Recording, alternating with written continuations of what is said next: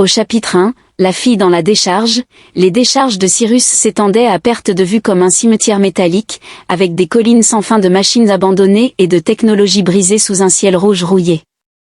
L'air était sec, épais avec l'odeur métallique de la rouille et de l'ozone, et le murmure constant du vent faisait claquer les panneaux lâches comme des fantômes essayant de s'échapper de leur tombe. Pour Cal Rank, ce désert était à la fois une prison et un sanctuaire. À genoux dans la saleté, la sueur perlant sur son front, Cal travaillait sur un convertisseur d'énergie défectueux extrait d'un vaisseau de transport désaffecté. Ses mains rugueuses tachées de graisse se mouvaient avec précision, serrant les boulons et recablant les circuits alors que les étincelles crépitaient et sautaient. « Allez, maudit morceau de ferraille obstiné » marmonna-t-il. Cela faisait 3 ans qu'il était sur Cyrus IV, depuis la fin de la guerre. 3 ans de récupération, de réparation et de troc pour rassembler une vie qu'il n'avait jamais souhaitée. La guerre lui avait tout pris, ses amis, sa famille et sa carrière en tant qu'un des meilleurs ingénieurs du corps de la frontière. Maintenant, il n'était qu'un mécanicien vivant parmi les vestiges technologiques oubliés. Le convertisseur d'énergie s'ébranla en émettant un faible bourdonnement. Cal sourit triomphalement, lançant enfin sa clé à molette sur la boîte à outils à proximité. Il se leva et étira ses muscles endoloris après des heures à se pencher. La lumière du début de soirée peignait le dépotoir de pièces détachées de longues ombres, et le silence l'entourait de toutes parts. C'était le genre de tranquillité qui lui apportait généralement la paix, mais aujourd'hui quelque chose semblait différent. Cal se retourna et balaya du regard le dépotoir, les objets s'entrechoquant dans le vent. Les étendues de sable et les montagnes de ferraille étaient immobiles. Un faible son porté par le vent, semblable au gémissement d'un cerveau défectueux, lointain et faible, fit froncer les sourcils à l'homme. Rien ne devrait bouger ici. Il prit un chalumeau plasma de son établi et le passa sur son épaule, au cas où des robots charognards erraient à nouveau sur son territoire. Il devrait s'en occuper. Les machines rouillées avaient tendance à emprunter des outils, des pièces et parfois même son générateur entier s'ils étaient laissés sans surveillance. Cal escalada un tas de membres de mèche abandonnés et regarda de l'autre côté. C'est là qu'il la vit, ou plutôt elle gisait à moitié ensevelie dans le sable, nichée entre 2 motos volantes en panne, une figure humanoïde immobile, à l'exception de légers tremblements dans ses membres, comme si ses systèmes peinaient à fonctionner. Son corps métallique était lisse mais marqué par des parties de son exosquelette ébréchées et des fils exposés. Elle était clairement un androïde, bien que son design soit différent de tout ce qu'une vache avait jamais vu. Son visage encadré par des cheveux synthétiques argentés était étrangement humain et pâle. Une peau impeccable s'étirait sur un châssis mécanique. Ses lèvres se sont entr'ouvertes légèrement, comme si elle essayait de respirer, et ses paupières ont clignoté, révélant des iris bleus faiblement lumineux sous Cal. Pour l'enfer, elle a sursauté à nouveau, ses servomoteurs grincèrent douloureusement et l'instinct de Cal a pris le relais, il glissa le long des débris. En trébuchant légèrement sur un morceau de métal lâche en s'approchant d'elle, Ip la trouva encore plus remarquable de près, un mélange délicat de robotique avancée et d'esthétique semblable à celle des humains. Elle aurait été belle si ce n'était pas pour la saleté, les dommages et l'étincelle faible qui vacillait là où une de ses articulations d'épaule s'était rompue. « Hey Cal, dit-il en se baissant à côté d'elle, est-ce que tu m'entends ?» Sa tête se tourna vers lui et ses lèvres bougèrent bien qu'aucun son ne sorte. Cal pouvait voir la lueur faible dans sa poitrine s'affaiblir, son noyau d'alimentation défaillant. Zut, marmonna-t-il, il n'y avait pas de temps pour poser des questions. Il la saisit sous les bras, surpris de sa légèreté malgré sa forme mécanique, et la hissa sur son épaule. Ses servomoteurs émirent un léger gémissement, et pendant un instant, il jura l'entendre murmurer quelque chose. « S'il te plaît, Cal, jeta-t-il un regard surpris à elle, ne t'inquiète pas, je te tiens. Accroche-toi simplement. » Il se déplaça rapidement, naviguant. Le labyrinthe familier de ferraille menait vers son atelier, les grains de sable se soulevant derrière lui tourbillonnant dans son sillage, tandis que le soleil mourant plongeait plus bas à l'horizon, peignant le dépotoir en rouge sang, l'atelier. Avec précaution, Cal l'a déposé sur son établi en écartant les outils et les pièces. Le corps de l'androïde gisait immobile, sa poitrine se soulevant faiblement au rythme mécanique qui semblait étrangement humain. Il la fixa un instant, son esprit en ébullition. « Qui es-tu et comment as-tu atterri là-bas ?» Sa conception était différente de tout ce qu'il avait vu auparavant, ni militaire, ni commercial, et certainement pas les modèles bon marché déversés sur Sirius 4. La peau synthétique et les détails fins suggéraient qu'elle était un prototype, peut-être même un androïde avancé illégal. Des androïdes avancés de ce type ne se retrouvaient pas simplement dans des tas de ferraille. Son noyau d'alimentation émit un autre léger soubresaut et qu'elle revint brusquement à la réalité. Concentrons-nous, marmonna-t-il en sortant ses outils, vous pourrez poser des questions plus tard. Avec fierté, il ouvrit le panneau sur sa poitrine, dévoilant un réseau complexe de fils, de circuits et un noyau d'énergie pulsant logé dans un cadre cristallin. La lueur était faible et vacillante, telle une étoile mourante. Le noyau est instable, murmura-t-il, probablement endommagé depuis un certain temps. Pas étonnant que vous vous décomposiez. Il fouilla dans ses bacs de pièces, sortant de vieux stabilisateurs de puissance et des câblages de remplacement. Il n'avait pas l'équipement pour la réparer correctement, mais il pouvait la bricoler suffisamment pour éviter une panne totale de ses systèmes. Cal travaillait méthodiquement, les mains stables malgré l'étrangeté de la situation. Il a réacheminé l'alimentation à travers les circuits secondaires, remplacé les fils effilochés et scellé les fissures dans son boîtier central, tout en gardant son visage immobile. Ses faibles respirations étaient le seul signe de vie. Des heures se sont écoulées avant qu'il ne recule en expirant lourdement. La lueur dans sa poitrine s'était stabilisée, brillant maintenant plus intensément et de manière constante. Il essuya la sueur de son front et jeta un coup d'œil à son visage. « Bon, mystérieuse demoiselle, dit-il doucement, cela devrait vous maintenir en vie pour le moment. » Comme en réponse, ses yeux papillonnèrent et s'ouvrirent. Cal contemplait la lueur dans ses yeux bleus. Son regard était doux mais indéniable lorsqu'elle se tourna vers lui. Ses lèvres se sont entr'ouvertes légèrement et cette fois, sa voix est venue douce, mélodieuse et empreinte de confusion. Cal, désorienté, demanda « Où suis-je » L'autre cligna des yeux et répondit « Vous êtes dans mon atelier. » Elle le fixa un instant comme pour assimiler ses paroles. « Tu m'as réparé ?» « Ouais, dit-elle en se frottant l'arrière du cou. « Tu n'étais pas exactement en bon état, ajouta-t-il en regardant ses doigts mécaniques. Ses mouvements étaient lents et délibérés, comme si elle testait pour voir si son corps fonctionnait toujours. « Tu as stabilisé mon centre, dit Cal en haussant les épaules. Je suis mécanicien, réparer les choses cassées, c'est ce que je fais. » Elle se tourna vers lui, ses yeux brillants emplis de quelque chose qu'il ne pouvait pas tout à fait comprendre. Cal a demandé doucement, « Quel est votre nom ?» Elle hésita. « Je ne sais pas, dit-elle en fronçant les sourcils. »« Tu ne te souviens pas ?» demanda Cal. Elle secoua lentement la tête. « Je me souviens de flash, de voix, mais rien d'autre. » Calcide s'inclinant en arrière sur sa chaise, « C'est tout simplement formidable. J'ai découvert un androïde à moitié hors service dans la décharge et elle souffre d'amnésie. » Elle le regarda à nouveau, son regard fixe. « Pourquoi m'as-tu sauvé ?» La question le prit au dépourvu. « Pourquoi m'as-tu réparé alors que la plupart des gens m'auraient laissé là où j'étais ?» Cal la fixa pendant un long moment avant de répondre, car tu étais brisé et personne d'autre n'allait le faire. Ses yeux se sont adoucis et pour la première fois, un léger sourire a effleuré ses lèvres. « Merci. » Qu'elle ressentit quelque chose se déplacer dans sa poitrine, une chaleur inhabituelle qu'il n'avait pas ressentie depuis des années.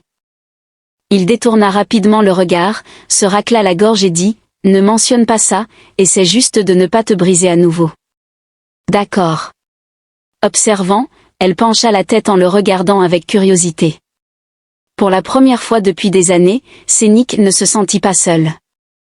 Au chapitre 2, le souvenir de l'étincelle, le faible bourdonnement du générateur de l'Iron Ourette était un réconfort familier pour Cal Rank, mais le silence de son invité inattendu, la fille sur son établi, le mettait sur ses gardes.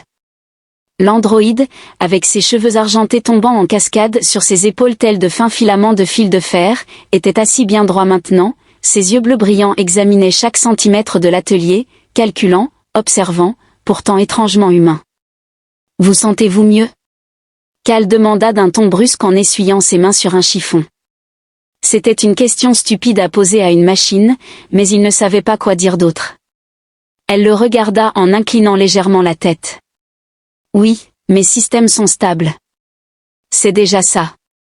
En s'affaissant sur un tabouret à proximité, Ko s'appuya contre l'établi et fixa l'androïde en déclarant « Tu dis que tu ne te souviens de rien. » Les articulations mécaniques des paumes sont conçues de manière impeccable, se pliant avec la grâce des mains humaines. Je me souviens de fragments. Elle murmura doucement, des éclairs de lumière, des voix, de la douleur la traversaient. Sa voix s'éteignit progressivement et Ka observa alors qu'elle touchait lentement le centre de sa poitrine, là où son noyau endommagé brillait désormais de manière stable et forte.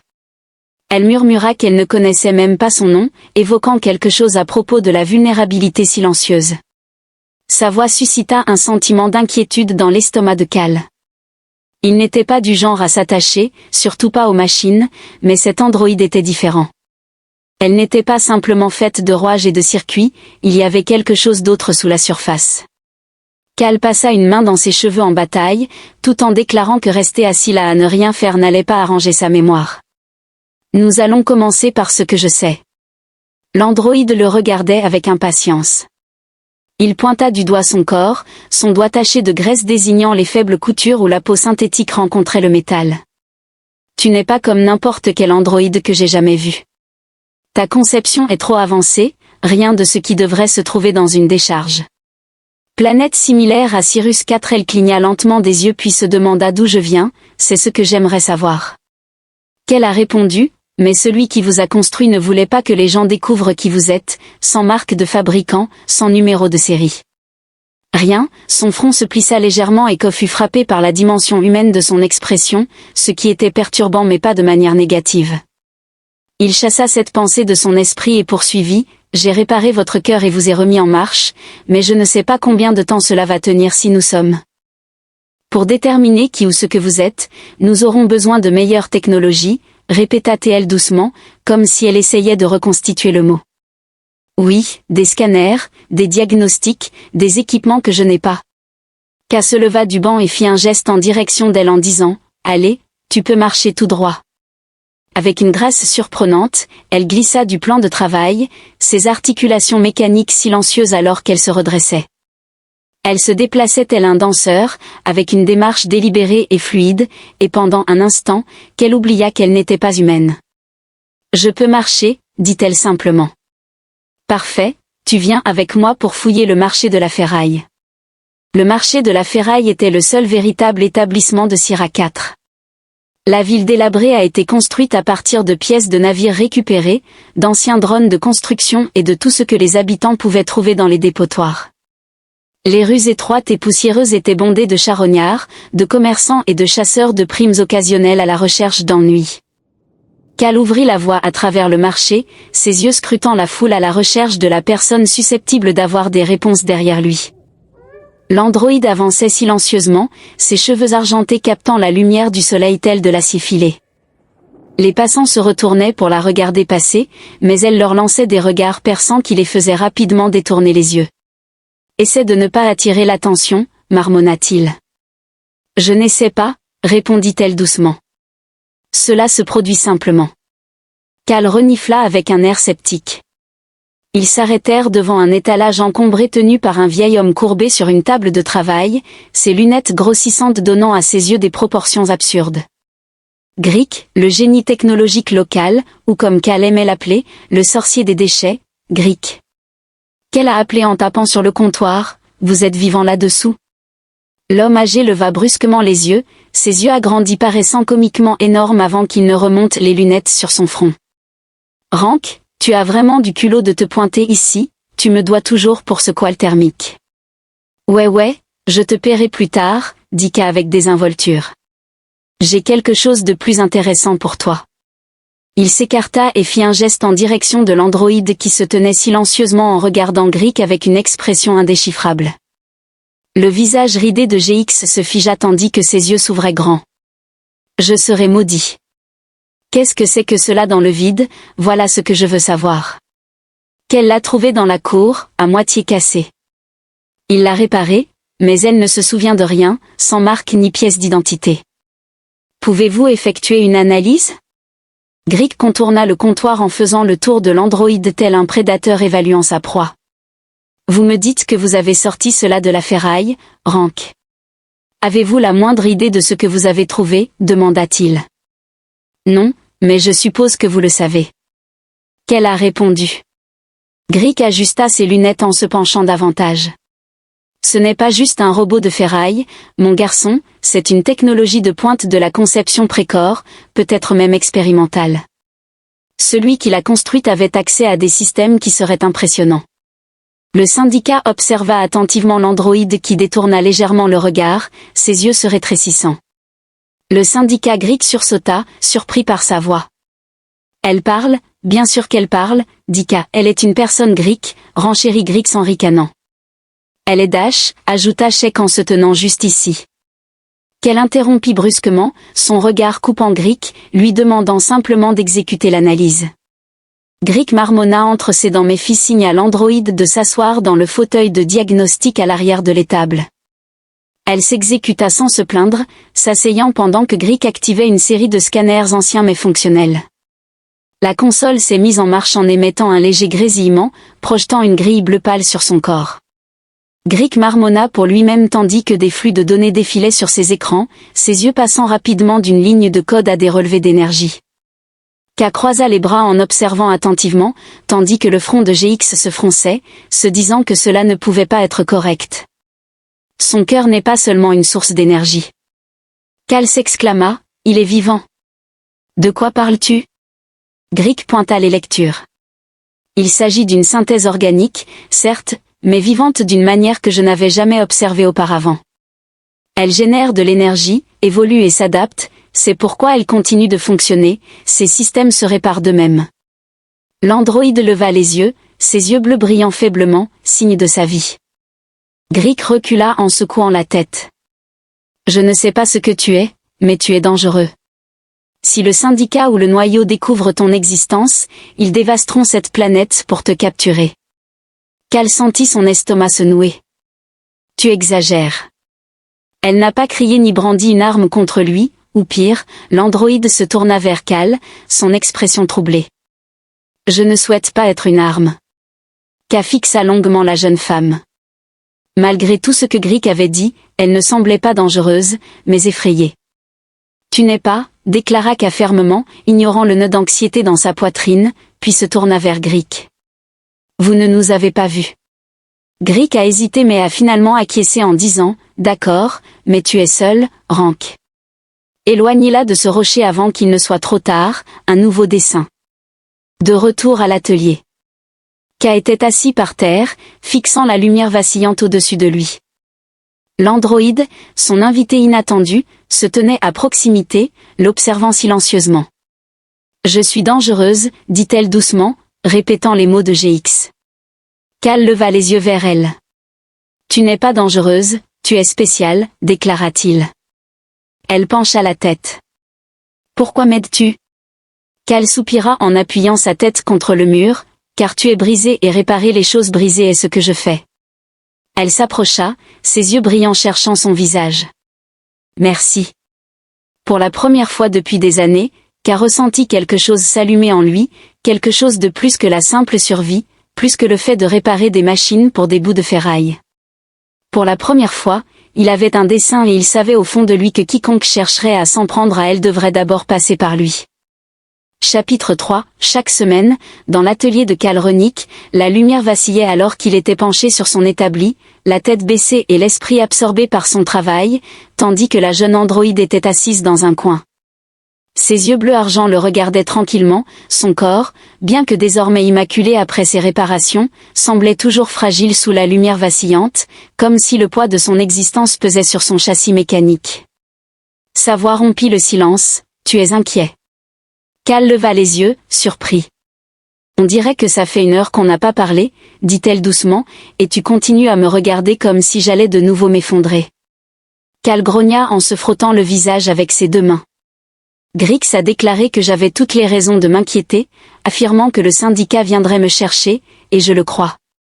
Il a fait un geste vague en direction de son cœur lumineux, en ajoutant que j'avais en moi quelque chose qui pourrait nous mettre tous les 2 en danger.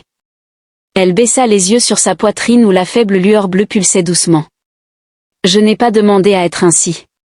L'irritation de Cal s'adoucit alors qu'il regardait ses doigts suivre la couture où la peau synthétique rencontrait le métal. Malgré tout ce qu'il avait appris sur sa technologie avancée, ses origines mystérieuses, le danger qu'elle représentait, elle ne se comportait pas comme une arme ou une machine, mais comme quelqu'un de perdu et effrayé. Il soupira. Je ne dis pas que c'est de ta faute, j'ai juste besoin de comprendre à quoi nous avons affaire, ce que tu es, qui t'a construite et pourquoi tu penses que je suis dangereux. Sa voix était faible, presque craintive. Cal hésita, il voulait dire non, mais la vérité était qu'il ne savait pas. Quoi qu'elle soit, elle était bien au-delà de tout ce qu'il avait jamais vu, avancée, puissante. Mais en la regardant maintenant, avec ses cheveux argentés scintillant comme de la lumière liquide et ses yeux emplis d'une telle incertitude, il ne pouvait la considérer que comme quelqu'un ayant besoin d'aide. Il déclara enfin, « Je ne pense pas que tu sois dangereuse. Je pense que les personnes qui t'ont créé le sont. » Ses lèvres tressaillirent légèrement, esquissant quelque chose qui ressemblait à un sourire. « Merci. » L'instant fut interrompu par un coup sec sur les portes métalliques de son atelier, suivi du grognement étouffé d'une voix.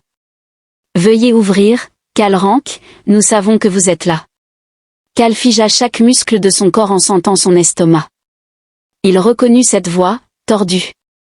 Les exécuteurs du syndicat, maudit-il en se redressant brusquement. Il attrapa le pistolet à plasma qu'il gardait sous l'établi et se tourna vers l'androïde. « Reste caché, ne fais pas de bruit, dit-il. » Elle hocha la tête et se glissa derrière une pile de caisses de pièces, ses mouvements silencieux et fluides. Cal avala difficilement puis se dirigea vers la porte, ses bottes résonnant lourdement contre le sol. Le coup frappa à nouveau, plus fort cette fois-ci. « Ouvre la porte, Rank, ne nous oblige pas à la défoncer, dit l'homme. Cal appuya sur le bouton pour déverrouiller la porte qui glissa en émettant un sifflement. 3 hommes se tenaient à l'extérieur, leurs lourdes bottes soulevant de la poussière lorsqu'ils pénétrèrent dans l'atelier sans y être invités. Il s'agissait de mercenaires du syndicat, dotés d'améliorations cybernétiques, portant une armure et des armes disparates attachées à leurs côtés. Le chef était un homme aux larges épaules, avec des implants rouges lumineux à la place des yeux et une cicatrice sur le côté de son visage. Il ricana en voyant Cal. « Rank, dit-il d'une voix rauque, cela fait longtemps. »« Que veux-tu, Véric ?» Cal a demandé. Croisant les bras pour dissimuler la proximité de sa main avec son pistolet à plasma, les yeux lumineux de Bic balayèrent l'atelier, s'attardant sur les outils éparpillés et les tas de pièces.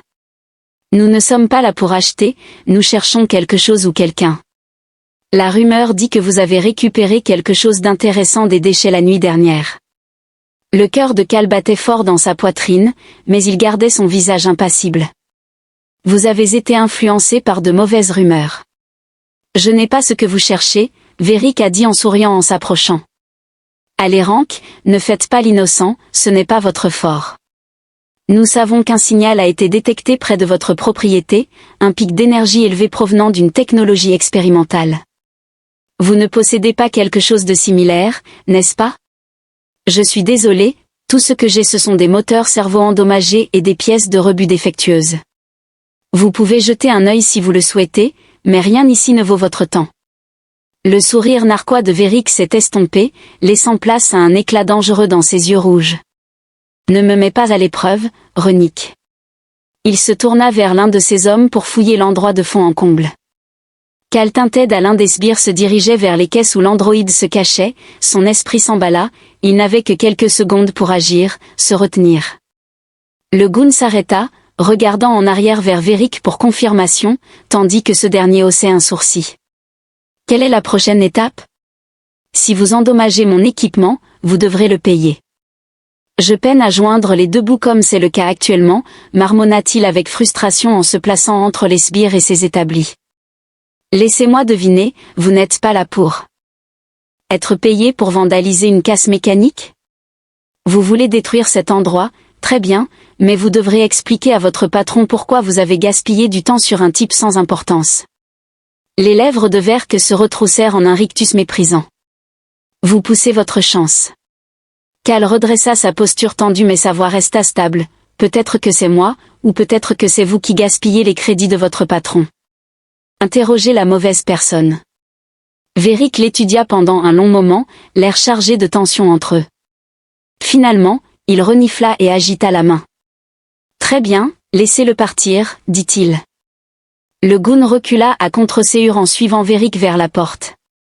Il marqua une pause sur le seuil, se retournant pour fixer Cal. Si je découvre que vous m'avez menti, Renick. Il semble que vous souhaitiez que j'aie endommagé plus que votre atelier. Qu'elle ne répondit pas, il se contenta de regarder tandis qu'il disparaissait, scrutant la poussière tourbillonnante à l'extérieur et attendant que le son de leurs pas s'estompe complètement. Ce n'est qu'à ce moment-là qu'il expira l'air qu'il retenait. Les androïdes sont sortis de derrière les caisses, leurs yeux bleus écarquillés d'inquiétude. Ils me cherchaient, oui, dit-elle d'un air sombre en remettant son pistolet dans son étui, et la prochaine fois, ils reviendront avec plus de puissance de feu. Que feras-tu ? Demanda-t-elle doucement. Qu'elle se tourna vers elle, l'esprit déterminé. On te sort d'ici maintenant, en fuite. 1 heure plus tard, l'Iron Hornet vrombissait dans la cour, ses moteurs rafistolés rugissant alors que Cal apportait les derniers ajustements au système de contrôle. L'androïde se tenait à proximité, son regard fixé sur l'horizon comme s'il s'attendait à ce que le syndicat revienne en force à tout moment. Cal grimpa dans le cockpit et lui fit signe de le suivre. Monte, si on a de la chance, on quittera ce caillou avant qu'il ne comprenne. Elle hésitait un instant avant de monter à côté de lui dans le cockpit exigu, avec des sièges en cuir usé et des panneaux de contrôle clignotants, mais Cal connaissait le vaisseau sur le bout des doigts. L'androïde regarda autour de lui avec curiosité. C'est le vôtre, n'est-ce pas ? Cal marmonna alors qu'il actionnait les interrupteurs et activait les propulseurs. Elle est vieille, mais elle vole, pensa-t-il alors que le vaisseau décollait du sol, créant un nuage de poussière autour d'eux. À travers le hublot, Cal pouvait voir le contour des véhicules du syndicat se précipitant vers son atelier, sa mâchoire se contracta. Trop tard, Veric, marmonna-t-il. Le hourette de fer s'éleva dans l'atmosphère, laissant la décharge et le syndicat derrière lui. Les mains de Cal se déplaçaient avec fluidité sur les commandes, mais il pouvait sentir le regard des androïdes sur lui. Tu m'aides, dit-elle doucement.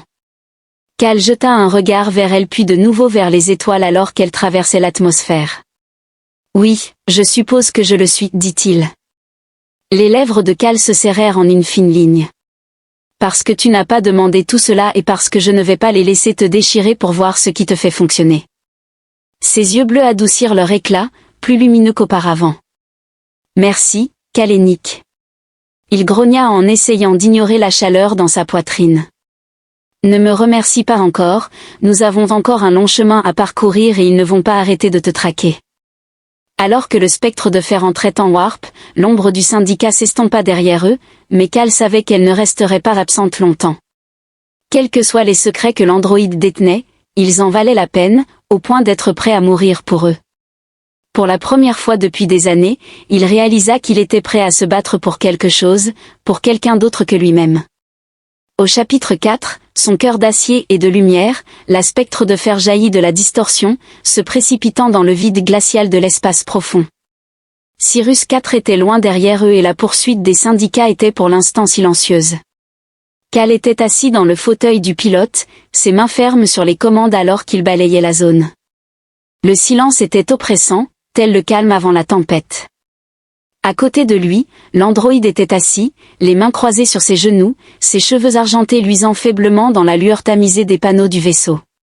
Ses yeux bleus étaient pensifs alors qu'elle contemplait l'étendue d'étoiles. « Où allons-nous » demanda-t-elle doucement. Cal a répondu en actionnant quelques interrupteurs. Il existe un endroit dans la dérive d'Argon, une station que personne ne prend la peine de scanner. Je connais quelqu'un là-bas qui pourrait avoir l'équipement nécessaire pour découvrir ce qui se trouve à l'intérieur de ce noyau qui vous appartient. Elle baissa les yeux, ses doigts effleurant la faible lueur dans sa poitrine. Vous prenez beaucoup de risques pour moi. Ce X s'est penché en arrière dans sa chaise, affirmant, eh bien, je ne suis pas le genre de personne à abandonner les choses cassées. Tu n'es pas juste un déchet, d'accord ? Il y a une raison pour laquelle le syndicat te veut tellement. Je dois savoir ce que c'est, et si tu n'aimes pas la réponse. Cal hésita. Nous verrons ça quand nous y serons. Le vrombissement des moteurs de course en fer remplissait le silence, ponctué seulement par les bips occasionnels des capteurs du vaisseau. Les pensées de Cal se bousculaient. Il avait passé des années à survivre d'un boulot précaire à l'autre, faisant juste ce qu'il fallait pour s'en sortir. Mais maintenant, avec le syndicat sur son dos et un androïde comme aucun autre machine qu'il n'avait jamais vu assis à côté de lui, il ne pouvait nier la vérité, cela avait de l'importance, elle avait de l'importance, la vérité était révélée. Après 3 heures, l'Iron Hornet accosta à l'avant-poste Theta 7, une station abandonnée flottant en bordure d'une ceinture d'astéroïdes dans la dérive d'Argon, autrefois un hub commercial animé. Theta 7 était désormais devenu un cimetière pour les contrebandiers, les pirates informatiques et les individus souhaitant échapper à toute forme de traçabilité. C'est guidait l'androïde qu'il avait commencé à appeler LRA, d'après un nom qu'il avait reconstitué à partir de fragments qu'elle avait murmurés dans son sommeil à travers les étroits couloirs de la station qui gémissaient et grinçaient comme si ses os métalliques se plaignaient des années de négligence. Restez proche. Qu'elle murmura que ces personnes ne sont pas amicales, mais elles ne posent pas de questions, c'est pourquoi je les apprécie.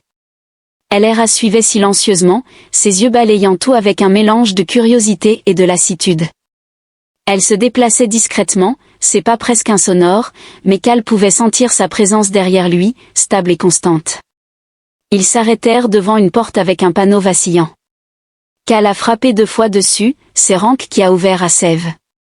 La porte s'ouvrit en sifflant et un homme svelte avec des membres mécaniques et des verres épais sur les yeux regarda à l'extérieur.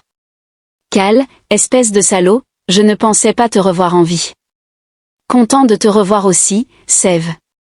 Cal a déclaré, DRY, j'ai besoin de vos scanners. Êtes-vous intéressé par un emploi? Les lentilles lumineuses de Sève la lumière vacillait en changeant. L'accent est mis sur la LRA. Qu'est-ce que c'est, une sorte de sauvetage sophistiqué? Permettez-nous simplement d'entrer, déclara-t-elle d'un ton ferme en pénétrant dans l'atelier de Sève, qui était encombré de robots à moitié démontés, de moniteurs clignotants et de câbles serpentant sur le sol tels des lianes d'acier. L'odeur de circuits brûlés planait lourdement dans l'air. Alors, quel est le plan? Demanda Siv en démarrant un scanner. Il semble que Rick soit de qualité militaire, voire même provenant du marché noir, c'est ce que j'essaie de déterminer. Cole demanda en faisant un geste vers Ira. Pouvez-vous effectuer une analyse approfondie de ces systèmes, de son noyau, de tout? Sève fit un geste pour indiquer à Ira de s'asseoir sur une chaise en métal entourée de fils. Elle jeta un coup d'œil à Cal. Tout va bien, dit-il doucement. Nous devons savoir. Elle hocha la tête et s'assit. Sève se dépêcha de connecter des câbles au port dissimulé sous sa peau et tapait frénétiquement sur sa console.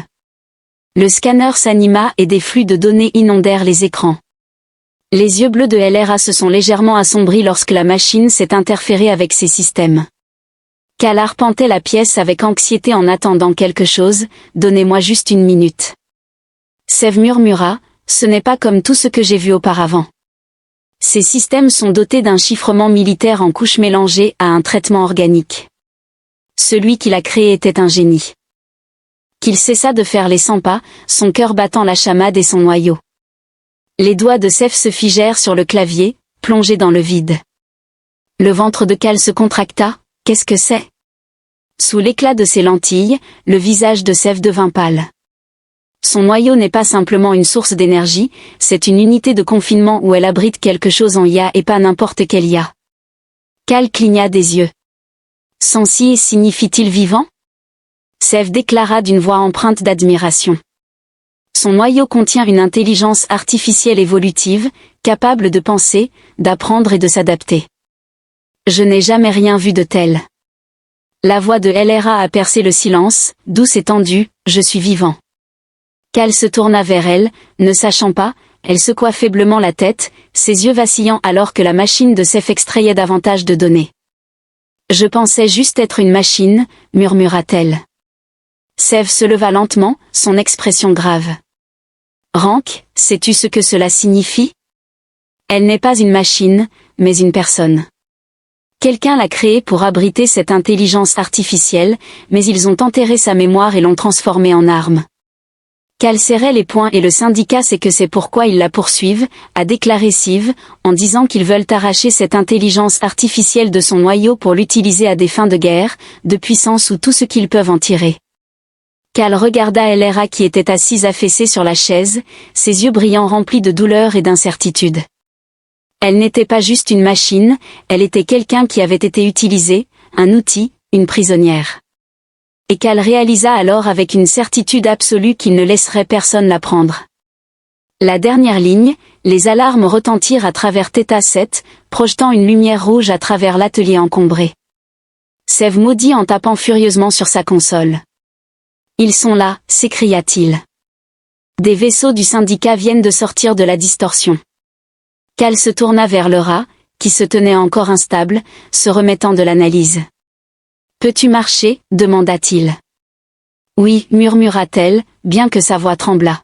« Bien. » Cal attrapa son pistolet à plasma en déclarant « On s'en va d'ici. » Siv se tourna vers Cal, paniqué, « Tu n'y arriveras jamais, Renick.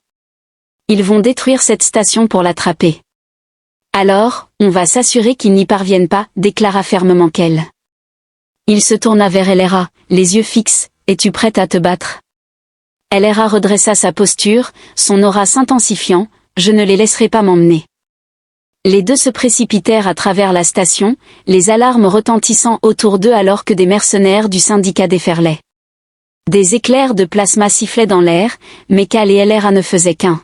« Rejoins le spectre !» cria Cal en repoussant un soldat du syndicat sur leur chemin. LRA leva les mains et l'air autour d'elle scintilla d'énergie. Les lumières vacillèrent et les armes du syndicat grillèrent en éclats d'étincelles. Les soldats tombèrent à genoux en se tenant la tête, leur système surchargé. « Je le sens » chuchota TL, sa voix emplie d'émerveillement et de puissance. « Je suis aux commandes. » Cal se tourna vers elle, les yeux grands ouverts, puis continua jusqu'à ce qu'ils atteignent le quai d'amarrage, juste au moment où le fer spectral rugit de vie, ses moteurs vrombissant avec fureur. Cal tira l'air vers le haut de la rampe, claquant la trappe derrière eux. « Accroche-toi !» cria-t-il en sautant dans le siège du pilote. Le Hourette a décollé de la station. LRA, debout sur le siège du copilote, ses yeux brillant intensément, a déclaré sombrement « Ils vont nous attraper. » À cela, Cal répondit « Non, ils ne le feront pas. » LRA leva les mains et un éclair de lumière jaillit de son être, balayant les vaisseaux poursuivants. Leurs moteurs s'éteignirent, leurs armes tombèrent en panne, et un par un, les vaisseaux du syndicat dérivèrent sans vie dans le vide. Cal observa avec admiration. « Tu l'as fait !» LRA le regarda, son aura s'adoucissant. « Je suis libre maintenant, grâce à toi. » Cal laissa échapper un soupir, sa poitrine serrée. « Nous n'en avons pas fini, LRA. Il y a encore toute une galaxie là-bas qui viendra te chercher. » Elle sourit faiblement. « Alors, je pourrai compter sur toi pour me réparer quand je serai à nouveau brisé. » Avec un sourire satisfait, Cal maintenait fermement les commandes. Alors que les étoiles s'étiraient en ligne et que le spectre de fer sautait dans la distorsion, Kemp réalisa quelque chose qu'il n'avait pas ressenti depuis des années. Pour la première fois, il ne se contentait pas de réparer des machines défectueuses, il aidait quelqu'un à se reconstruire.